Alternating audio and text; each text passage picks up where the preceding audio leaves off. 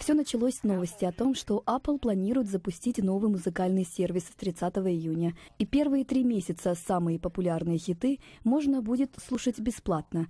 Певица Тейлор Свифт заявила, что в попытке угодить своим пользователям Apple забывает о правах исполнителей.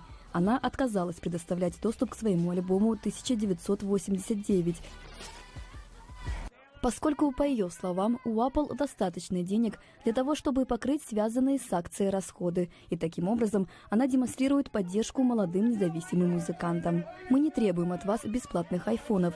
Пожалуйста, не требуйте от нас предоставить вам доступ к нашей музыке без компенсации. Это не жалоба капризного ребенка. Это то, что чувствует каждый исполнитель, автор песен и продюсер в моем окружении, которые боятся публично об этом заявить, так как мы столь уважаем Apple», написала Свифт на своей странице в Tumblr. Этим обращением она привлекла внимание вице-президента компании Apple по программному обеспечению Эдди Кью, который у себя в Twitter пообещал, что компания заплатит исполнителям за использование их музыки, в том числе за пробный 3-месячный период, бесплатный для пользователей Apple. «Мы слышим тебя, Taylor Swift 13 и всех независимых исполнителей. С любовью, Apple», говорится в сообщении Кью.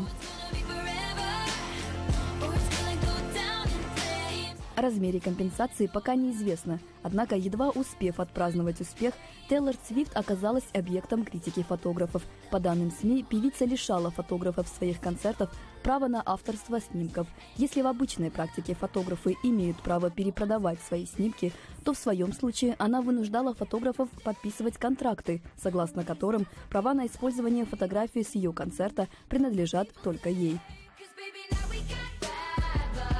Пока Свифт готовится отвечать на претензии в ее адрес, Apple планирует запустить новый сервис в более чем 100 странах.